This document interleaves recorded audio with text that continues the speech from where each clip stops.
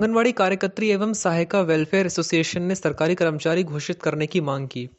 आंगनवाड़ी कार्यकर्त्री एवं सहायिका welfare association के जिलाध्यक्ष ओमवती गंगवार के नेतृत्व में कार्यकर्त्रियों ने प्रधानमंत्री को संबोधित ज्ञापन जिलाधिकारी कार्यालय पर दिया और मांग की है कि आंगनवाड़ी कर्मचारियों को सरकारी कर्मचारी घोषित किया जाए।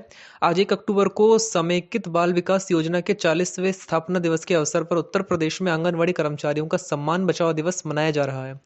आंगनवाड़ी कार्यकर्त्री महिलाएं सरकार से मांग करती हैं, हमें इतने वर्ष काम करने के बाद हमारा वास्तविक हक व अधिकार सम्मान नहीं मिला है। हमें सरकारी कर्मचारी का दर्जा, न्यूनतम वैधानिक वेतन, पेंशन प्रदान की जाए। आंगनवाड़ी कार्यकर्ताओं ने कहा कि आसमान छूती महंगाई निरंतर बढ़ रही है। काम के बोझ और मोबाइल के खर्चे आदि को देखते हुए मामूली मानदेय दिया जा रहा है, जिससे परिवार चलाना बहुत मुश्किल हो गया है। कोरोना काल में योगी सरकार ने बिना पेंशन व अन्य को रिटायरमेंट बेनिफिट दिए भारी संख्या में 62 वर्ष की आयु पूरी कर चुके कर्मचारियों के सेवा मुक्त कर दिया, जो अन्य किसी राज्य में नहीं किया गया।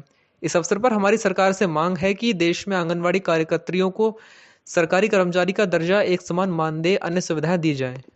62 वर्ष की होकर ऐसे ही सरकार ने खाली छोड़ दी हैं, उनके लिए कटोरा थमा दिया है।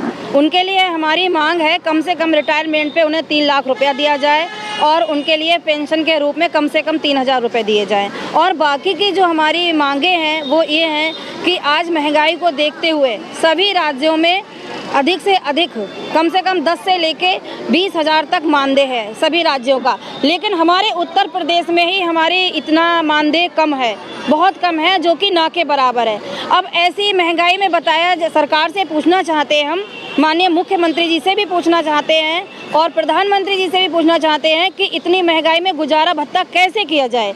एक महिला का दर्द वो क्यों नहीं समझते हैं। एक तरफ तो नारी सशक्त समाज की बात करते हैं, सशक्त नारी, सशक्त समाज या नारी का सम्मान करो। मुझे लग रहा है कि वो नारी का वो खुद अपमान कर रहे हैं। मैं ये डंके की चोट पे कह रही हूँ, वो बहुत बहुत बड़ा अपमान कर रहे हैं और हम जैसी बहनों का दर्द नहीं समझ रहे हैं। इसमें मेन पॉइंट तो ये छुपा हुआ है कि कुछ बहनें तो हमारी घर से संपन्न है, सही है, उन्हें तो कोई फ़र्क नहीं पड़ रहा है, कितना भी मानदेय हो मान लो वो चला लेंगी खर्चे।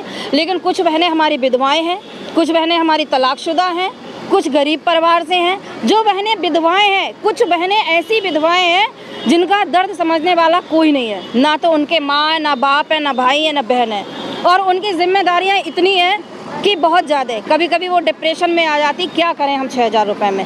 मैं सरकार से जानना चाहती हूँ ऐसे में क्या करा जाए। बताइए आप क्यों हमारी मांग नहीं पूरी कर रहे हैं। हमारी मांगें पूरी करिए, हमारी उनसे करवज्ञ प्रार्थना है, विनती है कि हम लोगों की मांगें पूरी करिए। रिटायरमेंट पे क्या कहते, कम से कम 3 लाख रुपए देके उन्हें, क्या कहते, 3 लाख रुपए देकर उन्हें छोड़ा जाए। इसके बाद उन्हें 3000 रुपये दिए जाएं, बाकी उनका मानदेय बढ़ाया जाए सारी बहनों का कम से कम 21,000 रुपये, ठीक है, और सरकारी कर्मचारी का दर्जा भी दिया जाए।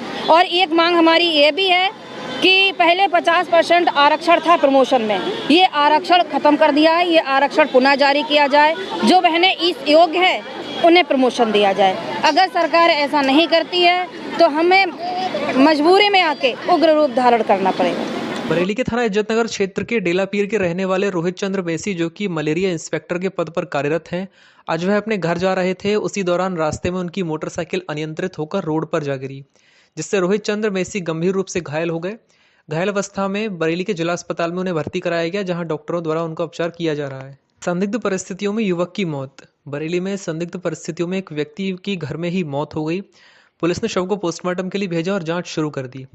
कैंट थाना क्षेत्र के नकटिया निवासी अशोक कुमार के 35 वर्षीय क्षेत्र दीपक की बीती रात को संदिग्ध परिस्थितियों में घर में ही मौत हो गई। पोस्टमार्टम हाउस पर मौजूद मृतक की पत्नी दीप शिखा ने बताया कि उसके पति प्राइवेट नौकरी करते थे और कल शाम को वह घर आए थे। उन्होंने एक रिश्तेदार के साथ बैठकर शराब पी थी। उसके बाद ही उनकी तबीयत बिगड़ने लगी। उन्हें एक स्थानीय डॉक्टर के पास ले जाया गया, जिसने उनकी हालत को नाजुक बताया। तब वह पूरे इलाज के लिए जिला अस्पताल लेकर गए, लेकिन रास्ते में ही उनकी मौत हो गई। आज जिला अस्पताल पहुंचते ही डॉक्टर ने उसे मृत घोषित